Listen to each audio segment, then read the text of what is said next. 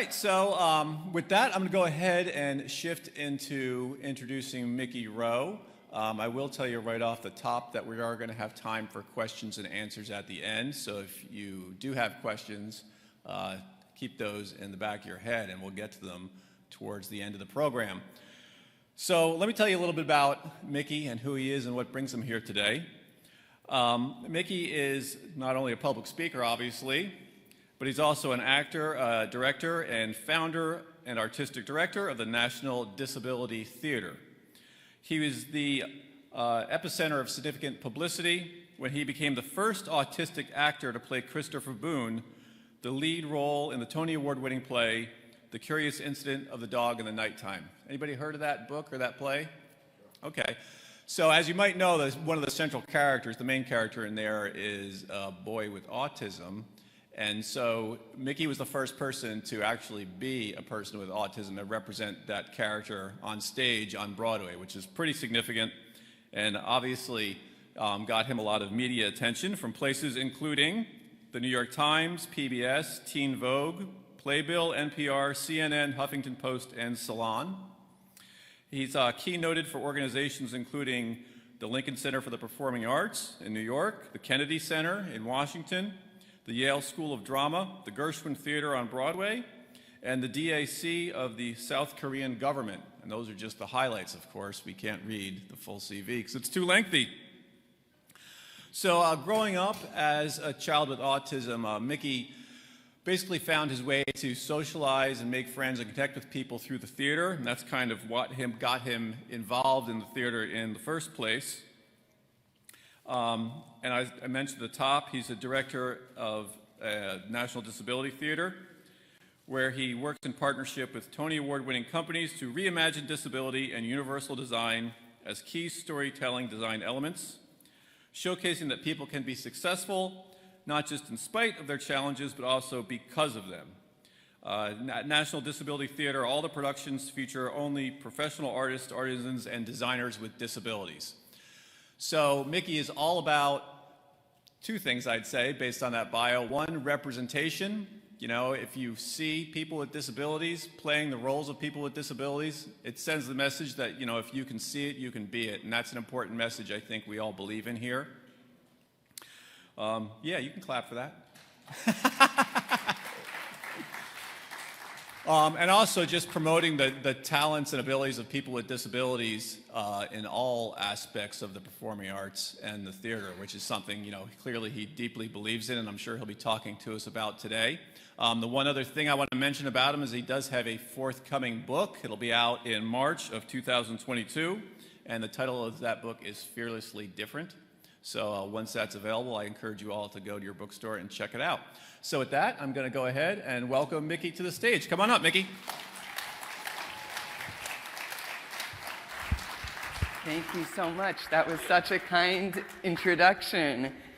Hello, hello, hello. Oh my goodness. It is such an honor to get to be here today with the Family Cafe, and what an incredible community that you have all created, both in this room and thanks to Universal Design and Accessibility, also at home on Facebook. This is so awesome. I know that it's 9 a.m., but for those of you who are in the room in person today, how does it feel to be back with this incredible Family Cafe community? I am so jealous that you all have this incredible community in Florida.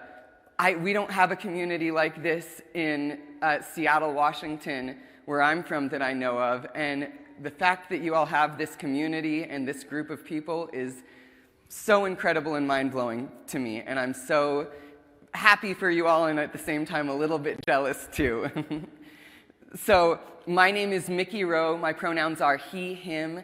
If you are blind or low vision, just know that I am a man in my early 30s. I'm 5'5". I have light brown hair and glasses on, and I'm wearing a black V-neck t-shirt and a very, very shiny blue jacket.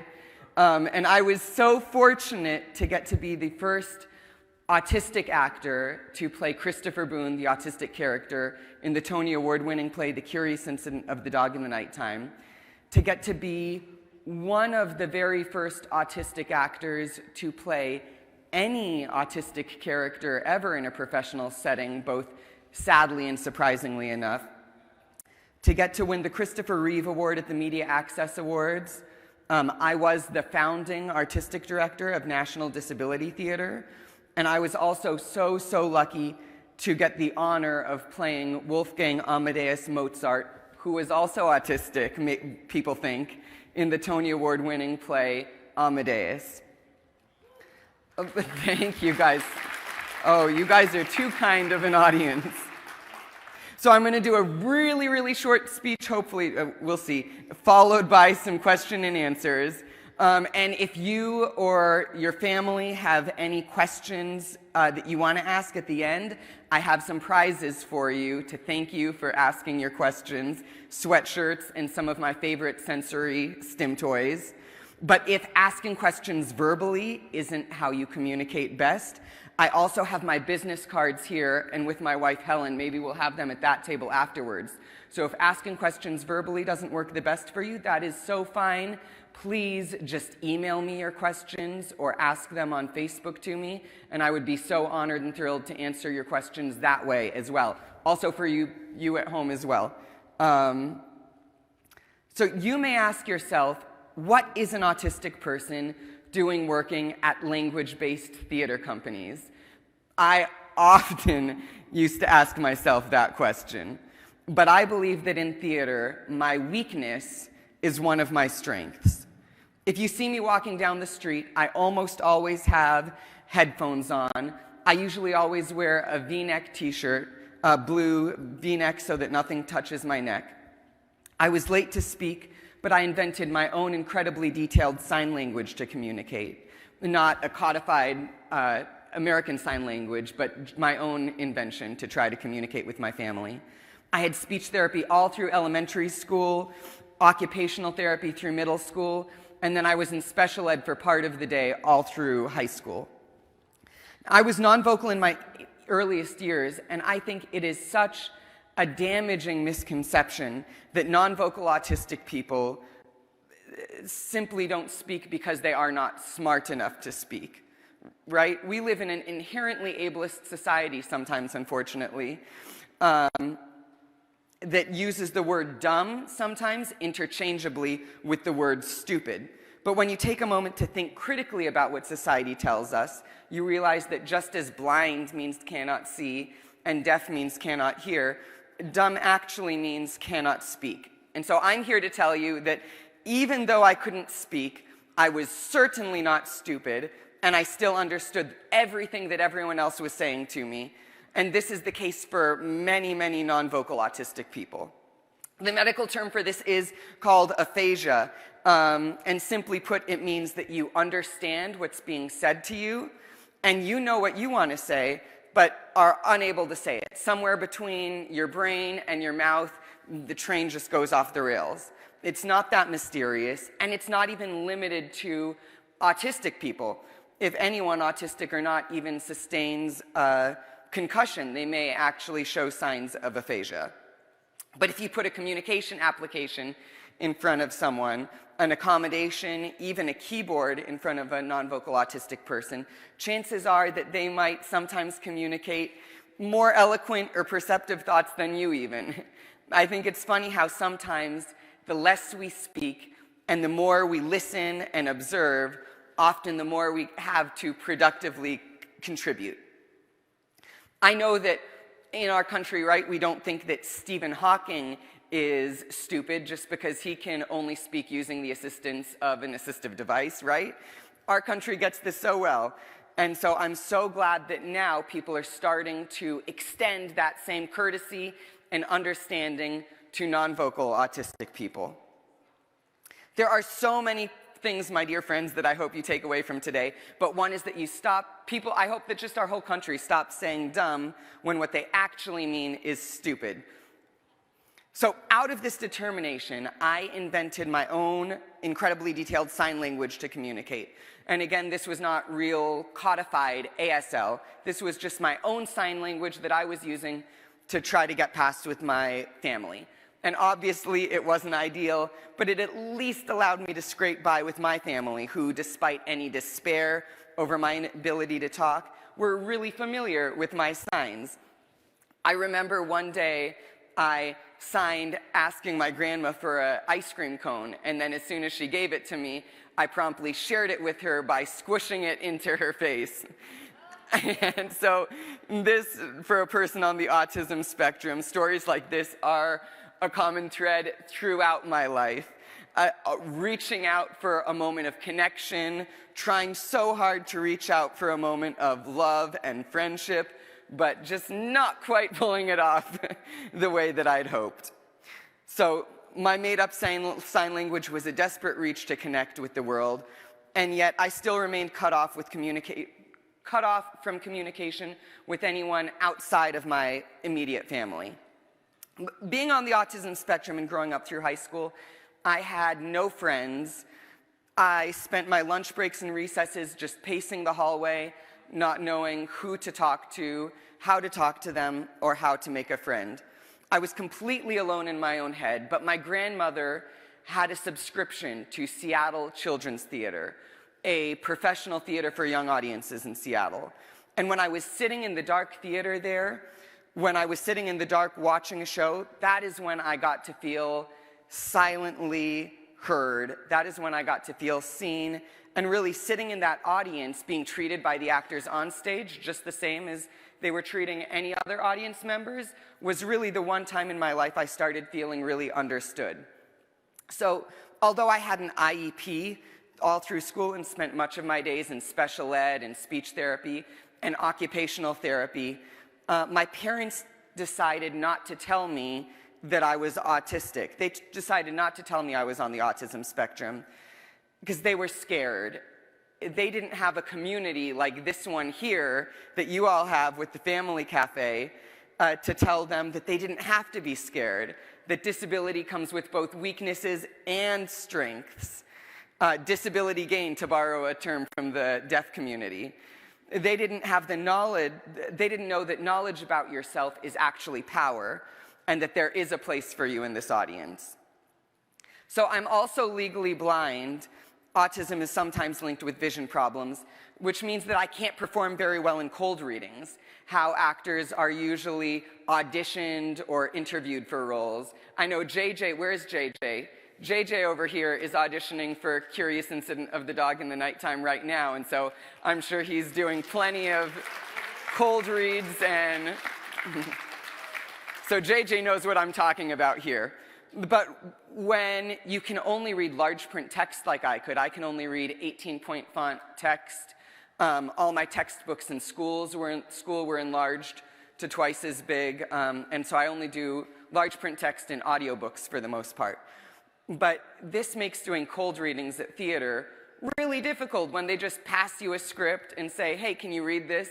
Because it makes it, instead of it being an actual audition, where they see whether you can act and connect and work with the person across from you, really it's just a vision test at that point, and they're not actually seeing how you can collaborate with each other or make incredible work with each other. But because I found some workarounds, one workaround that I found is I always keep my phone in my pocket during the first read-through of a show, and I will secretly record, audio record the first read-through of any play that I'm in on my phone, so that way, afterwards, I can learn the show by listening to it over and over again and save my eyes from having to read it over and over again. This is against equity rules. I must warn you, JJ, if you are ever an equity actor in the union. But that's why I secretly do it in my pocket, because I think that I should be able to have the accommodations and accessibility that I need to be able to succeed. So to be successful, we have to learn, oh, thank you. You guys are too kind today. So to be successful, I think we need to learn how to celebrate our strengths while also acknowledging the challenges. So that's my challenge for everyone in this room today. how can we celebrate the strengths while also learning about and acknowledging the challenges? While I was advocating for myself to be auditioned for the role of Christopher, I was told so many times that it simply would not be possible to have an autistic actor like myself play Christopher. I was told many times to my face that it was a big show with big words, that it was a hard role. I was told many times that the reason no autistic actors had been cast previously in the role was simply because there were no talented autistic actors. This is a lie, it is a myth, and it is damaging. I am an autistic actor who has been told to my face the same words that Sia tweeted out to the autistic community earlier this year over the controversy around her Golden Globe nominated movie Music. The words Sia tweeted to people, if you don't know, were, maybe you're just not a good actor. I'm not alone. There are so many incredibly talented autistic actors like myself, like JJ over there. But why take my word for it? After being cast in Curious Incident, the same people who told me that it couldn't be done, or even the people who told me that it shouldn't be done, or there's no value in casting an autistic actor in an autistic role, those people changed their minds. When I played the leading role in Curious Incident of the Dog in the Nighttime, the New York Times said, I'm going to read this so I don't mess it up, because it's not my words. Mr. Rowe plays Christopher with an agile grace, an impish humor, and a humanizing restraint. On Broadway, where the play was a Tony Award-winning hit, it ran 8 times a week, with 2 actors alternating the demanding role of Christopher, a 15-year-old with autism who sets out to solve a mystery. Mr. Rowe, thought to be the first openly autistic actor to play the role, does all 9 shows a week. And when I got to play, thank you. When I got to play the title character in the Tony Award-winning play Amadeus, the Wall Street Journal said, buy your tickets now, then come back and finish reading this review. Mickey Rowe giving a madly zany performance as Mozart. He reminded me at times of a young Jerry Lewis, a triumphant demonstration, artistically successful in every way. And they weren't alone. Thank you so much. So, I am a better actor because of, not in spite of my autism. Being autistic in the Curious Incident of the Dog in the Nighttime really helped me in playing Christopher, and in theater and in general in a lot of ways too. Autistic people like to use scripts sometimes in their daily life. We use scripting for daily situations that we can predict the outcome of, and we stick to those scripts. So my job as an autistic person is to make you believe that this conversation is happening for the very first time, right? That I'm coming up with these words on the spot, that this is spontaneous. And that is also my job on stage as an actor. For instance, if I go to Starbucks, I might say, excuse me, can I please have a grande latte? Thank you so much. And then if it seems like more conversation is needed, I can say to the barista, oh, has it been busy today?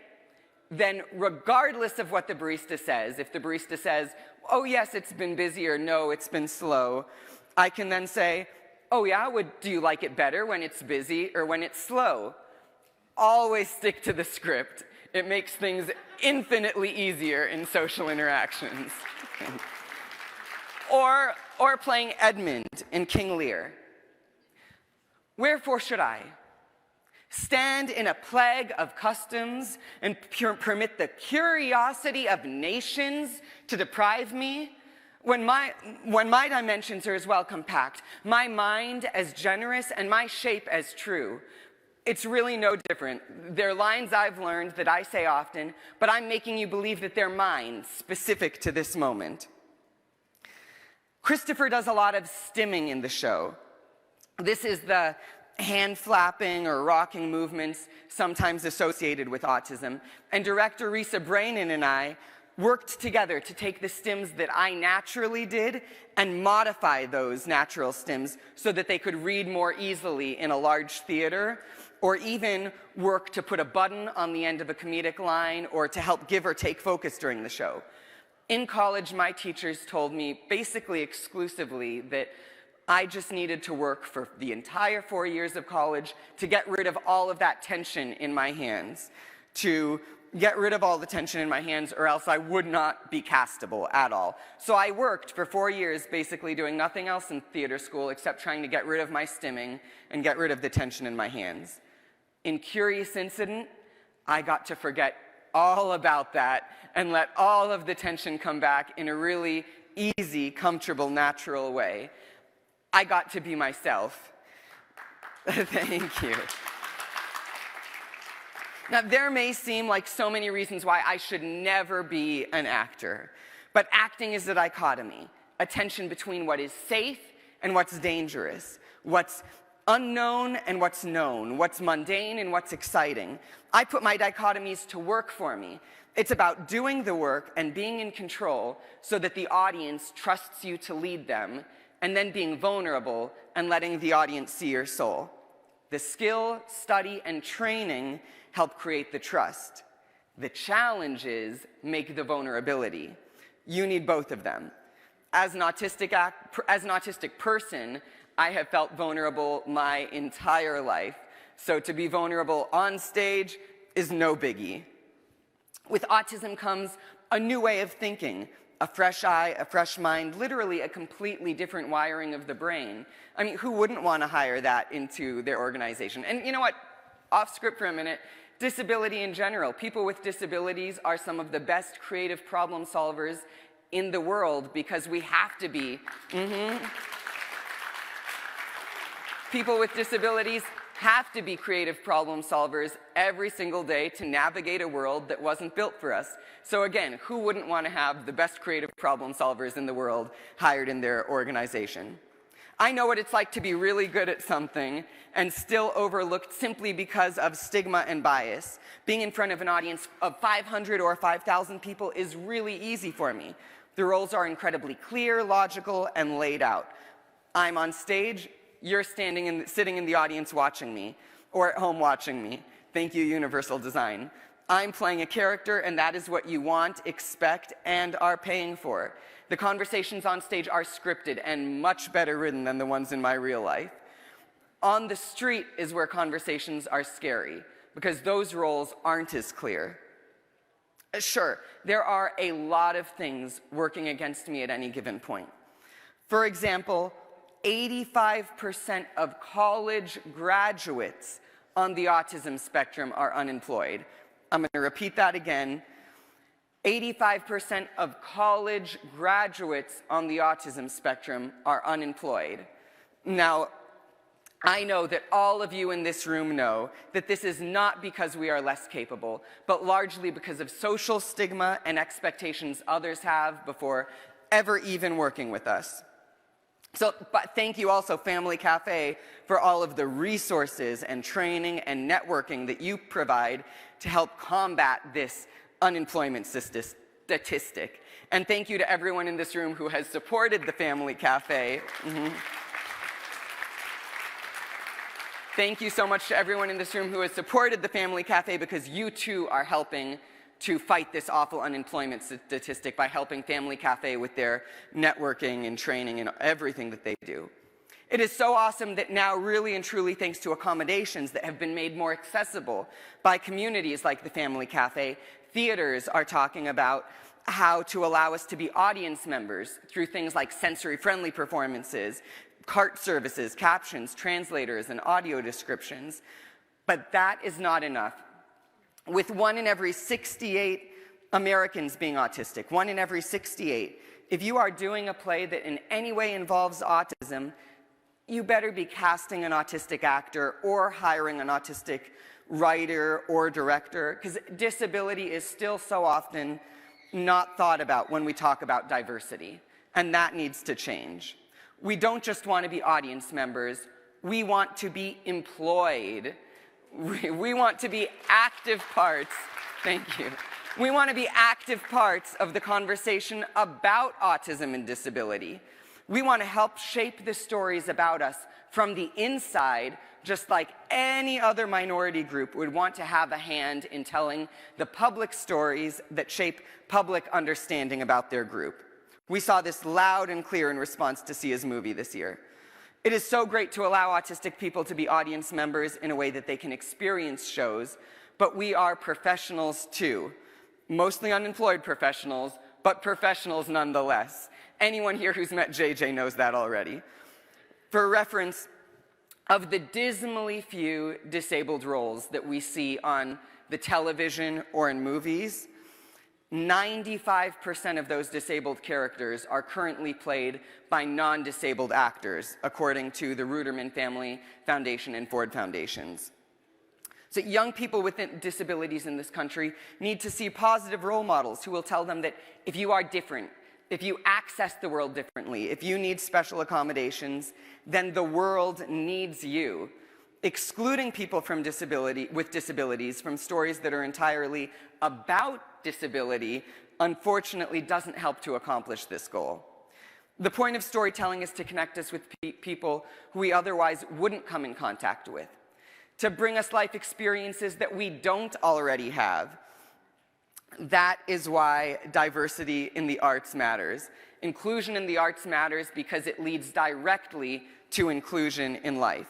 If even shows entirely about autism can't include autistic people thoroughly and directly from the inside, that just means that we have so much more incredible, amazing work to be done, and so much more incredible, amazing work JJ will be doing in the future.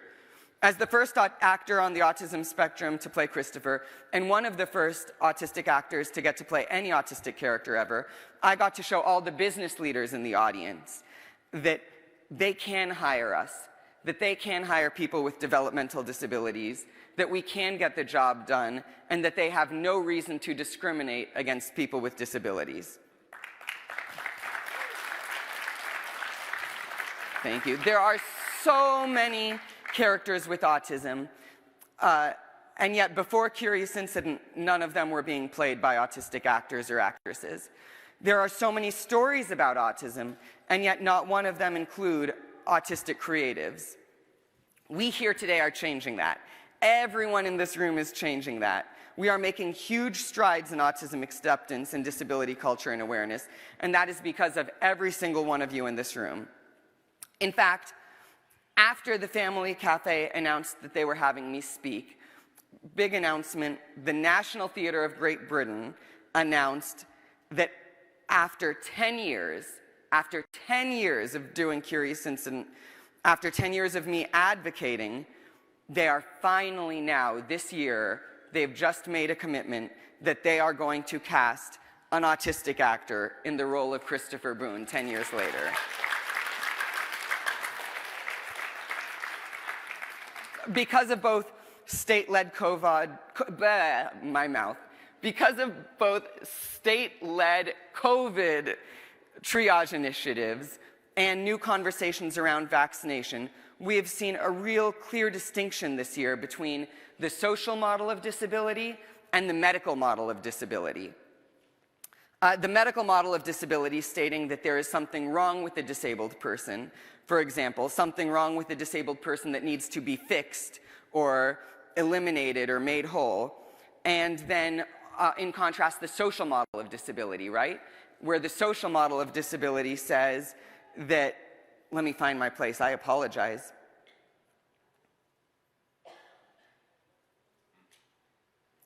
Oh, and the social model of disability that says something is wrong with society that needs to be cured or made whole because society doesn't prioritize accessibility for all people. Because society, it's not the person with the disability that needs to be fixed, but it's our society that needs to be made more accessible for people with disabilities. Society loves to tell us what we can and can't do, while at the same time making us feel bad for asking for what we need to perform at our best. But if there's one thing that COVID has shown us, it is that universal design helps everyone. We've seen this now during COVID with more accessible virtual and hybrid events like this one. Finally, the general public is realizing that universal design may be necessary for many people with disabilities, but universal design actually helps everyone in our country. Just as some quick examples, right? Captions on your phone captions on videos are needed to make things accessible for the deaf and hard of hearing community, but anyone, whether they're disabled or not, if you're watching a video on your phone in the library or on public transportation, or maybe you're in like the waiting room at your doctor's office, those captions allow you to watch that video where you're at too. So even though they were made for deaf and hard of hearing people, they help us all, right? Curb cuts in the sidewalk are necessary for people who use wheelchairs, but when I'm pushing a stroller with all my kids in the stroller, right, those curb cuts make my life easier as well. Ramps at airports. When I was coming here from Seattle and I'm pulling all my luggage and my wife's luggage, and I see the stairs, and then I see a ramp, I'm going to use the ramp while pulling all my luggage, because universal design for people with accessibilities doesn't just help people with disabilities, it helps everyone in our society. So I think what disabled people should take away from this pandemic is that accessibility helps everyone, so never feel bad for advocating for yourself and asking for what you need. You don't need to listen when society tells you about your worth or what you should or should not ask for, because you are not a burden when you ask for what you need. When you ask for what you need, you are actually helping non-disabled people. People with disabilities are powerful. People with disabilities have agency. In fact, people with disabilities are sexy. Autistic people and people with disabilities are changing the world. And when we advocate for our own accommodations, we are actually helping everyone, not just people with disabilities. When I was younger, people told me that because of my disability, I would be lucky if anyone wanted to marry me. I was told that I would be lucky if anyone wanted to marry me because I was autistic. But that couldn't have been further from the truth. Disabled people are powerful, disabled people are awesome, and I'm now married to my beautiful wife, Helen, and we have 4 kids. It is a busy house. And to those in the room with disabilities, what I ask of you all today is this: be brave, jump in headfirst even when you aren't sure, and be brave enough to advocate for yourself and what you need. Will you fail?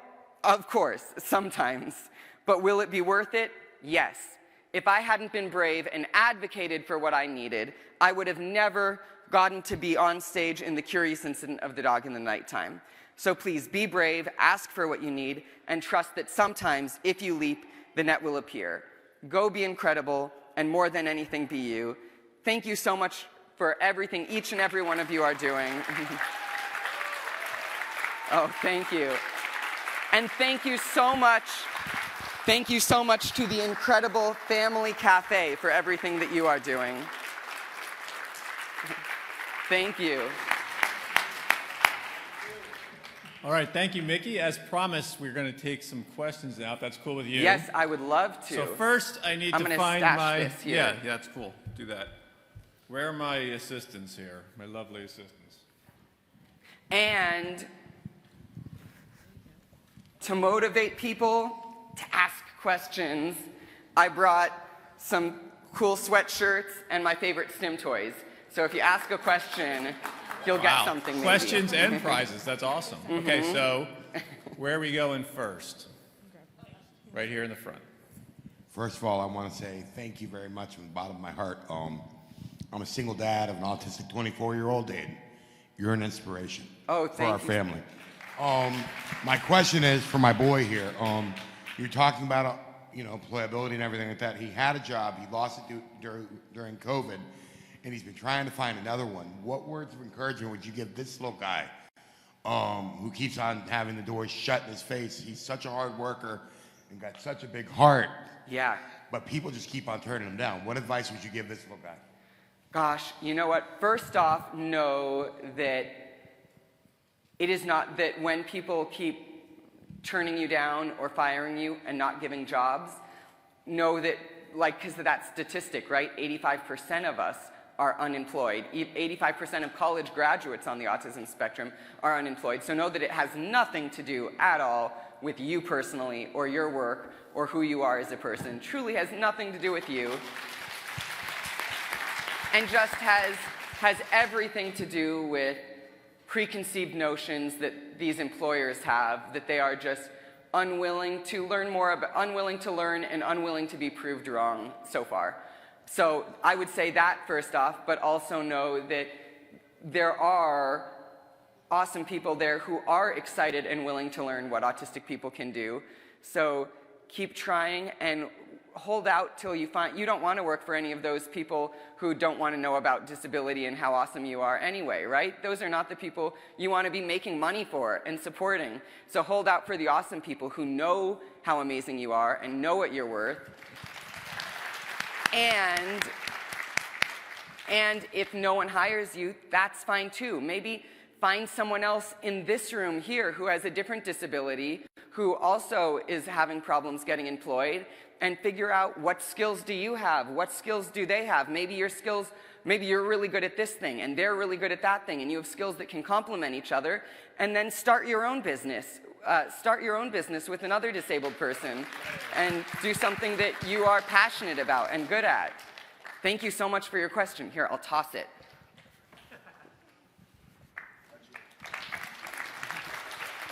Hi, how are you?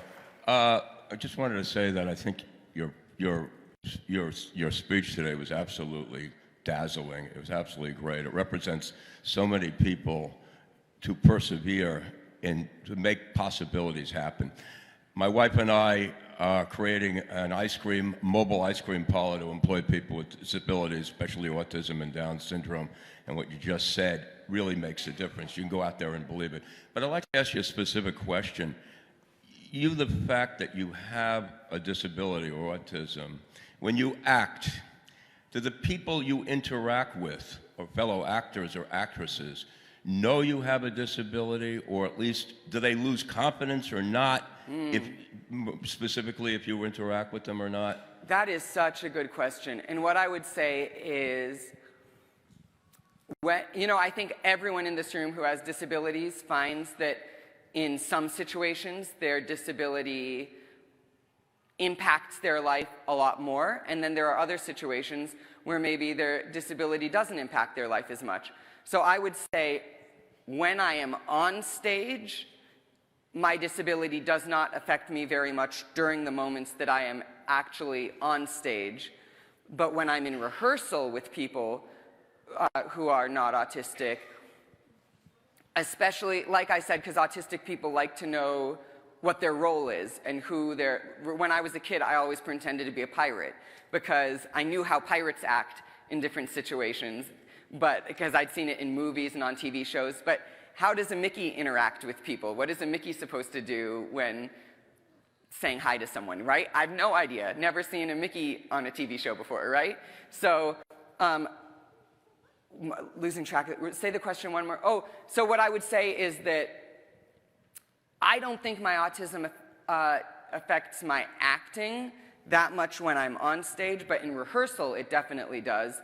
And the biggest way I see that impact things is, when you're in rehearsal, oftentimes there will be a table to the side of the room with lots of snacks on it, or that's where, when you get your 5-minute breaks, the union says you get a 5-minute break every hour and a half, I think, like that. So every hour and a half you get your 5-minute breaks, and then all the other actors will be mingling around the table, joking with each other, making jokes about things, and then I might just have my headphones on and just be kind of pacing in the corner.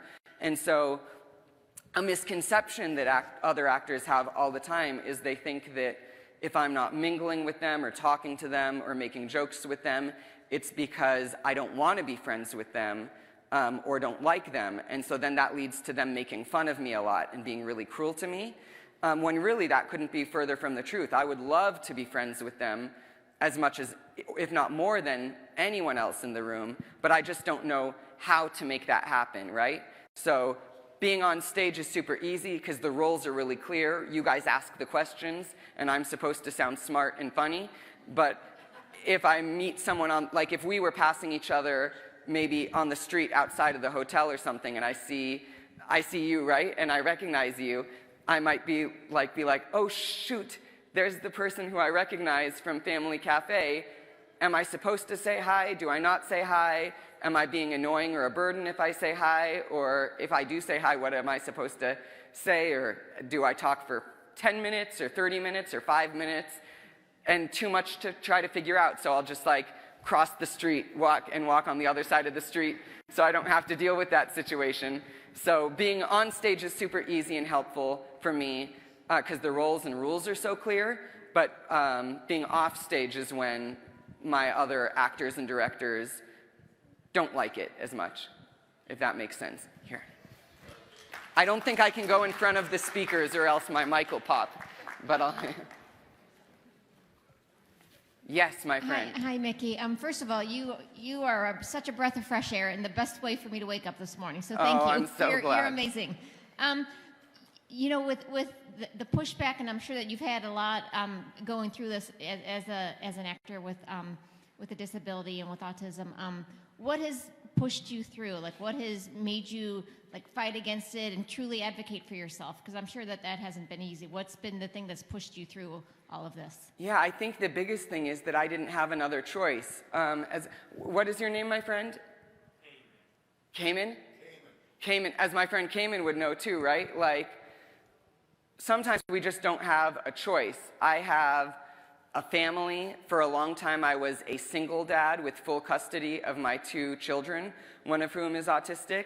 And even though people often like to infantilize people with disabilities and treat us like we are kids, we still have bills to pay and we still have to find a way to make things happen. And so, like Cayman found, right, I couldn't get a normal job. No one wanted to hire me for doing traditional jobs. And so really but I still had to make money and still had to make things happen for myself so that I could keep a roof over my head. And so really you have no choice but to advocate for yourself and figure out, okay, well, where will people see my autism as an asset rather than a liability, and how can I force things like that to happen and advocate for myself? So I think that's how, you don't have a choice sometimes, you have to keep fighting. Oh, I see someone back here, but I'm not in charge. The people with microphones see. Hi. Oh, hi, my friend. Hi. I have a family with a lot of different varying disabilities within our family, and we've always taught them that we do the best that we can do, and nothing's going to hold them back. But I see that when you were early on in your life, that you said that you had those struggles and you were nonverbal, and I see that picture you painted, and now I'm seeing the picture here, and I'm wondering how you connected between the two. What happened in your education? How can we advocate with our educators to help people like you who started in those early years to make more of their lives and get to where you're at now? And it may not even be on a stage somewhere. It might just be a successful life. It doesn't have to be a life on stage. But absolutely, how can we help connect those dots? What happened with you, and how can you share that with us? So I would say a few things to answer that question. First off, so it was actually a teacher of mine who advocated to finally get me my IEP. So even though I was getting speech therapy and things before I had my IEP, just because my teachers would say that they couldn't, even once I was vocal, my family could understand me being vocal, but my teachers couldn't understand what I was saying because I think my voice just sounded different and I pronounced words maybe differently than other people. And so my teachers were the ones who said that he needs to be in speech therapy because it's just not okay. We need to be able to understand him. And so speech therapy was really hard and frustrating as a kid. I hated it. But then in 5th grade, it was finally my 5th grade teacher, Miss Ritchie, who really fought and advocated to get me my IEP because she didn't want me going to middle school without, even though I'd been getting services in elementary school without one, she just thought that there was no way she could send me to middle school without me having an official IEP written up, so she made that happen. And then the other thing I would say is, like I said, I hated speech therapy. I hated occupational therapy even more. But theater was actually probably the best therapy for me because it was something I enjoyed It was something I was really excited about. It was my special interest, so I'm going to go after it with everything I have. But in theater, you get to practice speech, and you take speech classes and voice classes, and really you're doing all the same things that anyone who's on the autism spectrum would be doing in therapy. Everyone, whether they're autistic or not, does all those exact same things and takes all those exact same classes in theater. And like me, if I'm have a social interaction with someone, afterwards I'm analyzing that social interaction to try to figure out what happened and what I could have done or should have done or what happened in that social interaction. But in theater, that's all you do. You rehearse a scene, and then you do that scene with a scene partner, and that scene is a social interaction, and you do it over and over and over again. And then you as a whole room of people with the director and dramaturg and all sorts of people analyze what's happening in the scene and break down all the different social components to the scene. So I think even though my teachers fought so hard to get me services that I needed, it was actually once those services became a fun thing in theater that I was able to really start shining. Did that answer your question? I'll let the people with the microphones pick. Hi. Hi. Thank you. I have a question. My daughter is 11, but I'm like, eventually she's going to want to start dating and that whole aspect. And that's part of having a full life, having these other relationships. So what advice can you give a parent as far as dating? I would say my biggest advice is make sure that she knows not to expect any less just because she has a disability, right? Because and you have to work really hard to make sure she knows that, because society is already telling her, or even her peers, just the way she's maybe treated sometimes, society is already telling her that in terms of dating, maybe not to expect as much as other people because she has a disability. And I would say that's so damaging and so unhelpful, because then people with disabilities might end up settling for someone who they shouldn't be with, or someone who's really unhealthy or even abusive, because they think that, well, I just have to settle. And so I think the biggest thing that you can do is make sure she knows how valuable she is, how lucky anyone would be to be with her, and that she should expect the very best and not settle for anything less. Here, I'll pass this. Okay. I understand that you had a fight for an IEP. Yes. Did it come a time when you were 14? Did they do transitional planning? Did you have any of that? You know what? I don't know about, it came at a time when I think I was, by the time the IEP actually came through, I think I was 11 years old, 10 or 11, but I think it was a 2-year, a 1-year fight. It was all one teacher, so it would have been a 1-year fight, but I think I was 10, because the way the school year worked, I think I was 10 when it started the school year and 11 when it ended the school year. And then in terms of transition stuff, I don't know, so I'm doing the IEP process now with my child, but when I was younger, part of the IEP process, I actually was not invited to many of my IEP meetings. I was not a part of those conversations often. Those conversations would happen with a parent and a teacher and the special ed teacher, my case supervisor, the special ed teacher who kind of oversees all your IEP stuff. But I wasn't at those IEP meetings often, so I wish I could tell you more about, I have it at home, I could probably read it and find out, but I don't know about transitional services or anything like that, what was exactly talked about or written in my IEP. But I would encourage all of you here, one awesome way to help make young people with disabilities feel like their voice is valuable and their voice is important and that they have agency over their own life is make sure that they are included in their own IEP meetings, that they have every right to be a part of their own IEP meetings and tell you what they want what should their learning goals be, right? Why is it always just the special ed teacher and the parent who come up with the learning goals? Why can't a young person with disability be a part of creating their own IEP and deciding what's important to them? So, I'll just give them all to you.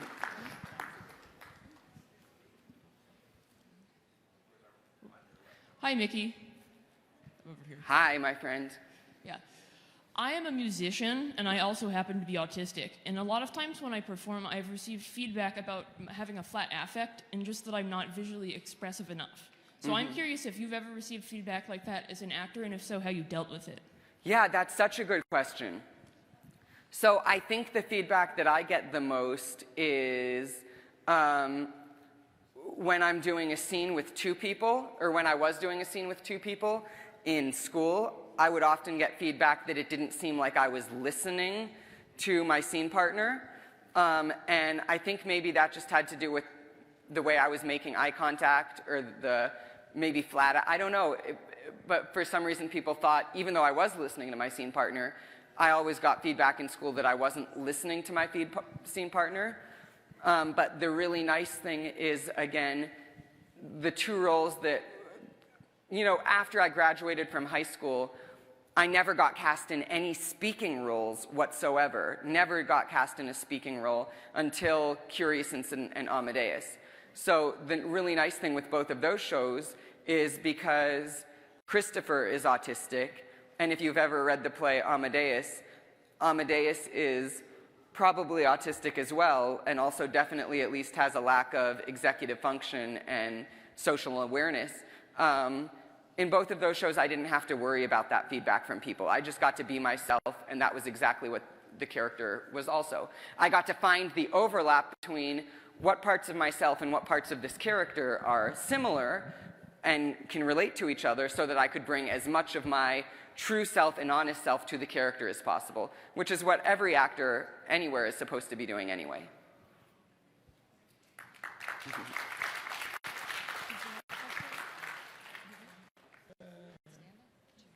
Hi, my friend. Yeah. Excuse me, Mr. Rowe?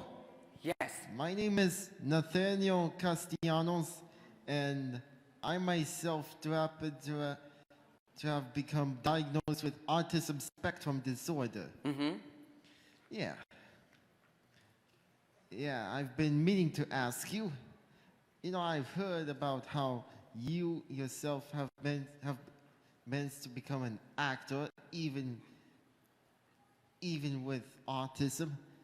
So I'll bet that must mean that it must be possible for even those with autism to become an actor, right? Absolutely. And what I would say to you is, if you are interested in becoming an actor, or if JJ as well, you know, if this is good for both of you guys too, or anyone else in this room, know that right now in specific, it's a time in our industry where so many casting directors and so many networks, TV networks, are looking for people just like you to be actors on their TV shows. I think CBS just made a pledge where they pledged that they were going to audition people with disabilities, even though, just between us in this room, I think that's a silly pledge, because to do the opposite and say, we are not going to audition people with disabilities would be illegal and against the Americans with Disabilities Act, to say that we are specifically not going to audition people with disabilities. But they've specifically this year pledged that they are going to audition people with disabilities. And so there's an agent named Gail Ford Williamson at KMR, who is my agent, who only represents people with disabilities. And so anytime one of these networks or casting directors is looking for someone like you or someone with a disability to be on one of their TV shows, they reach out to Gail, and Gail connects them with those people, wherever in the world that they might need those people. So why don't you come see me after this, and JJ as well, and I will get you Gail's contact information so you can write her an email, and you can use my name in the email saying that you met me and I recommended that you get in touch with her. Oh, thanks. Awesome. Thank you, Mr. Rowe. Say that one more time. Oh, thank you, Mr. Rowe. You are so welcome. I am so glad I got to meet you face to face. I'm so glad too. Thank you so much for coming here. Thank you so much, my friend. I see a hand here. There was a hand back there that was up for a really long time and didn't get called on. A person in a blue mask and a black t-shirt that didn't get called on. Oh, where? Oh, I see. The lights are hard for me to see where everyone is up here. It's all good, no worries. I'm on autism spectrum. I was just wondering, when you didn't know that you're special needs, did that affect your interactions with your peers as well as your teachers? Because I knew at age 6 that I was different, but didn't get diagnosed until I was 16. Yeah, so I would say 2 things. First, I always knew I was in, like getting speech therapy and occupational therapy, and I also always knew that my textbooks and things were large print, and because like in school, do you guys know like normal paper is 8 by 11 or 8.5 or 8.5 by something like that, and then my papers in school were enlarged to 11 by 17 papers, which is twice as big. Like I don't know what they call that kind of paper, but so it was enlarged to twice as big so that the text, the normal 12-point text on worksheets, would become 18-point font for me to read. So even though I wasn't told that I was autistic, I knew that I was still different than everyone else and getting different services.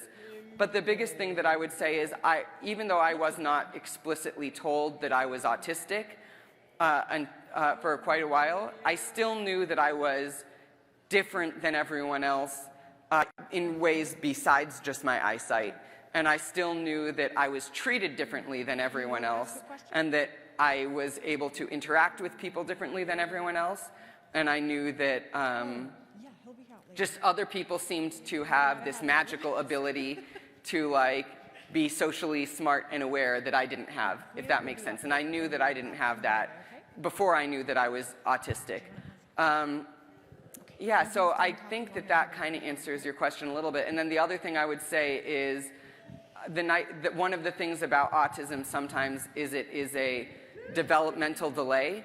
And so I don't know whether it's healthy or whether you should, but you can learn to mask over time. You can learn to pretend or act or pass as non-autistic. And so I was just very fortunate in that since I'm an actor, as I've gotten older and older, and now I'm 32, I think, so I'm able to, I think, in some situations for some periods of time, pass as being non-autistic or mask my autism very well. So that is sometimes a skill that I don't think autistic people should need to learn to hide their autism or pass as neurotypical. I think that the world should just accept us as we are and embrace us as we are.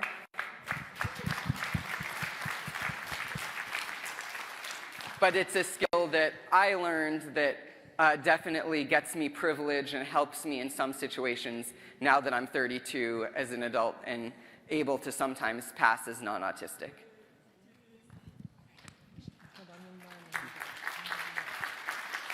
Yes, my friend. Okay.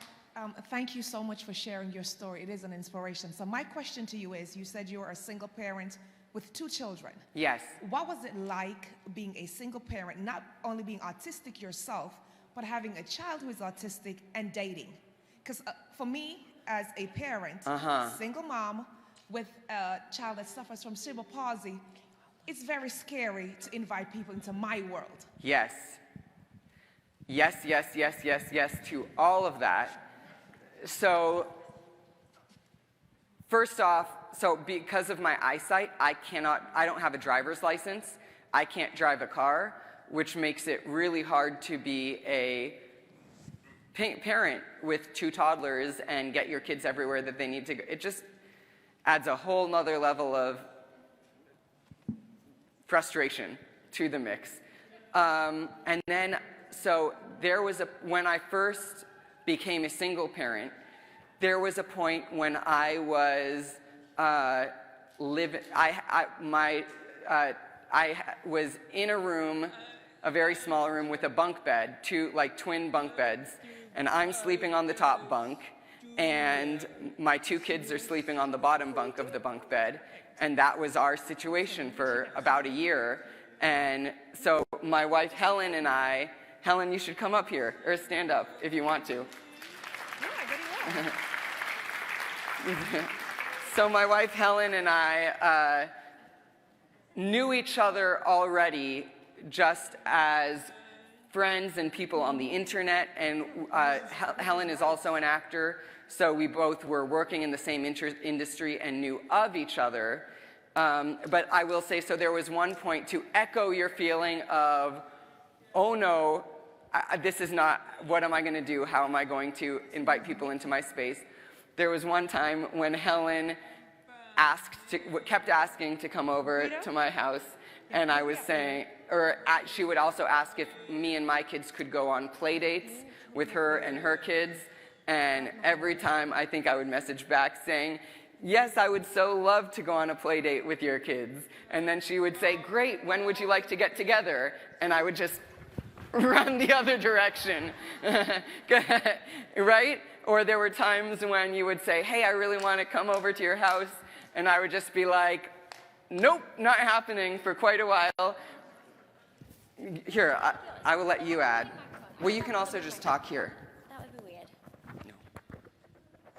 I'm so sorry, sound people. You're probably freaking out about this. Yeah, no. I mean, I just wanted to be your friend, because here's the thing, like, we were two single parents, right? I was a single parent, he was a single parent, and in the industry that we worked in, theater, single parents don't exist. There's no support, there's not enough money, so I was, like, working, like, 3 jobs, and I was like, we should just, like, support each other, childcare, we should just be friends. So that was how we came about, because we just, like, needed support, but we were always, like, seeing other people, and then we finally got together, because, like, you were single at the same time, and I was single at the same time, and then we got engaged 5 weeks later, so that's a thing.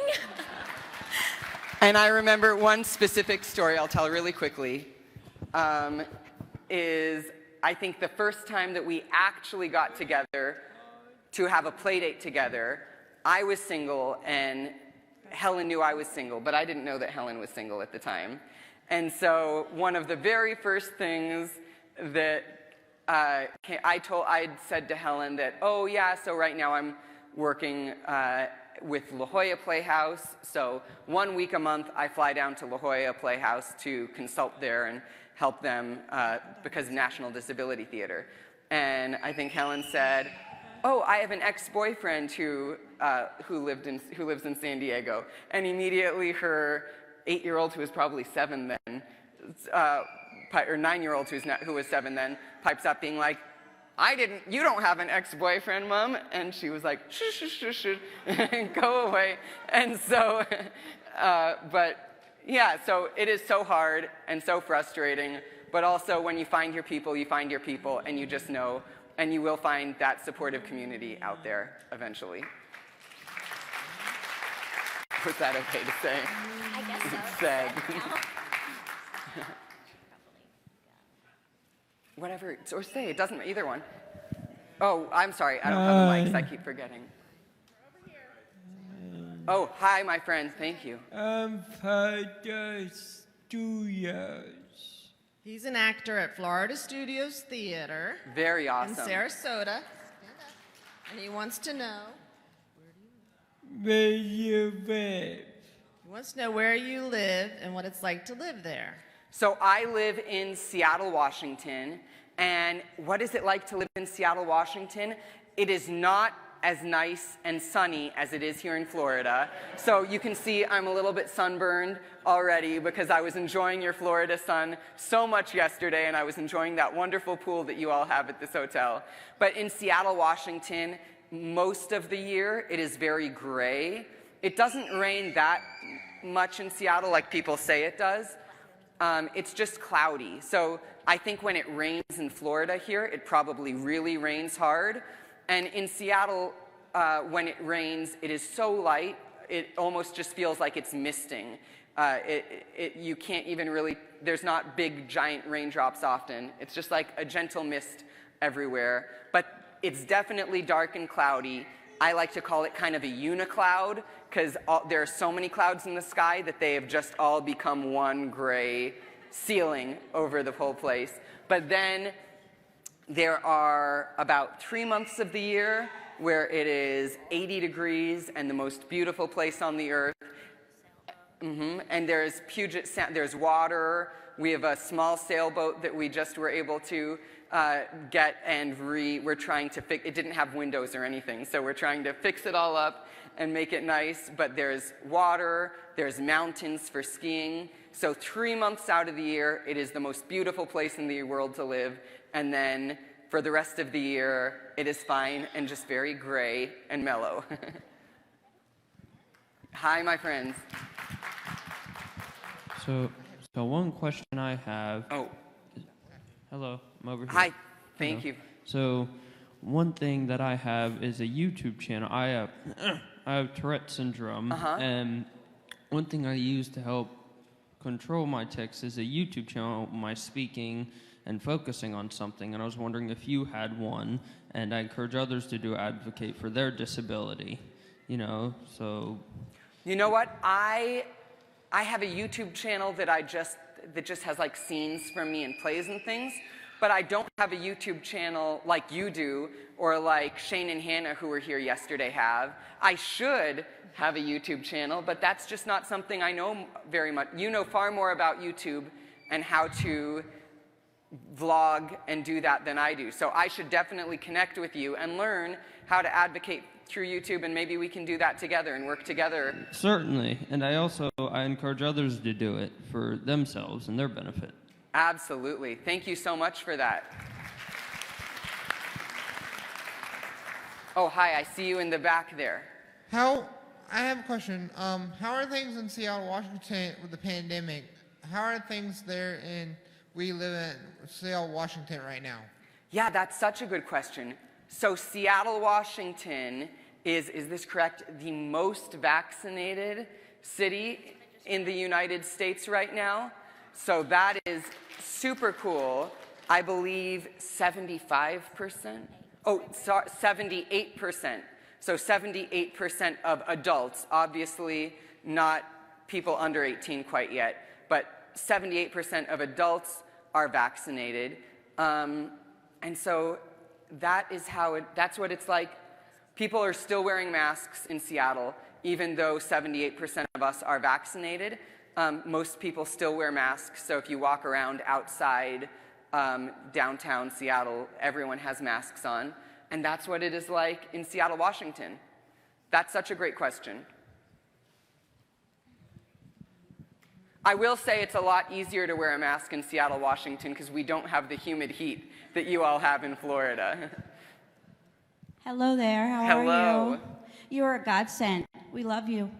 Oh, I love you. I wanted to ask you a question. My best friend, she has an autistic child of 13, and she is very scared every day about getting her out there in the community, getting her more active. What would you give me as advice to get her more encouraged to do so? That is such a good question. And you know what? Since I'm not like a doctor or professional in any way, I will just speak from my lived experience.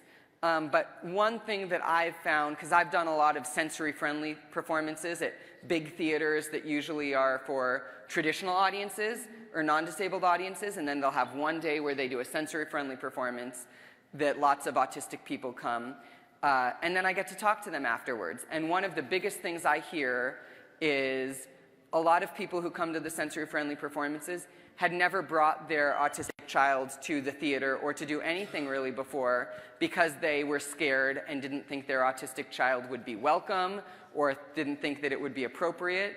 But because they brought their autistic child to the sensory-friendly performance, they gained a lot of confidence, realized, oh wait, this is actually a really great place for me, and that bringing my child to the theater is actually really doable, and we didn't maybe even need all the things they offered at the sensory-friendly performance. And then on the way out of the theater, they end up booking tickets to the next show that the theater's doing, even if it's not a sensory-friendly show.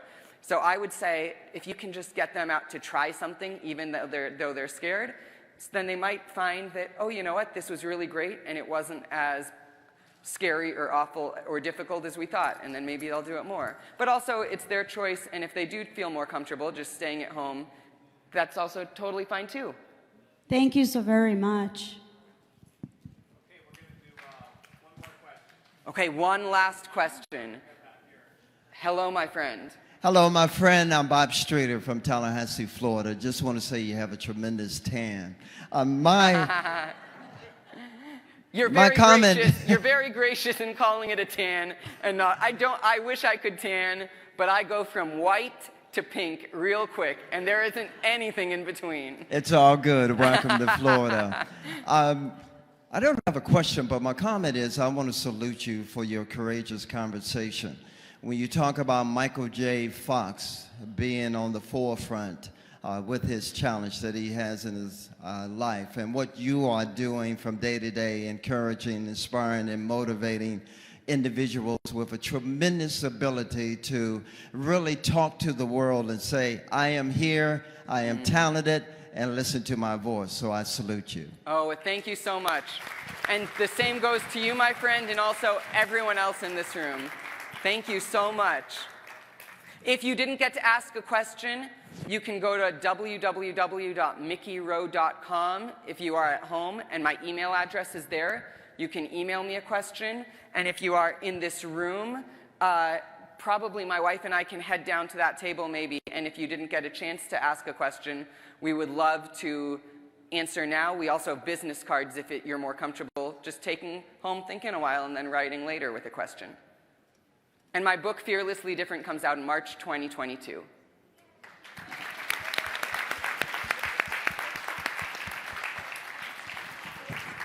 Here. Thank you so much, my friends. Hello? There it is. All right, thanks everybody. Thanks Mickey and Helen both for coming up here. Helen, impromptu. Once again, I want to remind everybody, first of all, we got that live stream going. We got sessions going all day today, 11, 1, 2:34, and 5:30. We have our friend Matt hosting the breaks in between on Facebook Live. So if you're on Facebook Live, please do stick with us. If you're here in the room, check out what's happening at 11. Check out the exhibit hall, and we will see you all later today. Thank you very much.